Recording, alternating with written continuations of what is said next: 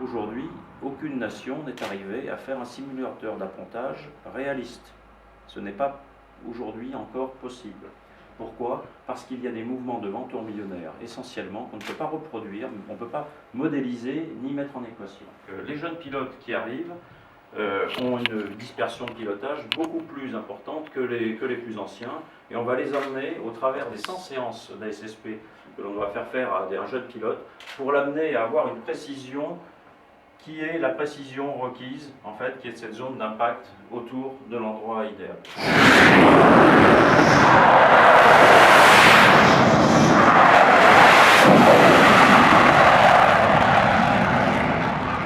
C'est un circuit de piste, c'est relativement proche de ce que font tous les avions, que ce soit les avions commerciaux, que ce soit les avions d'aéroclub ou les avions militaires.